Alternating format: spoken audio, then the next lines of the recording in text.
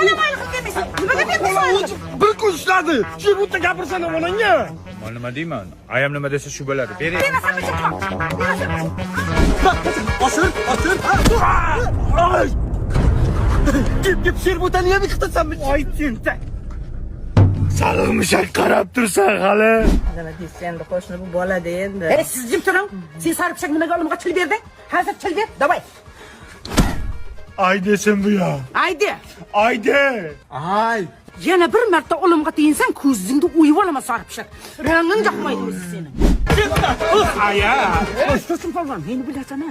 Olimga jutqizmasang jo'ttaman bo'lar lekin. Bol qo'lim az taniyman. Davay. Aya tursun polvonni yutdim aya.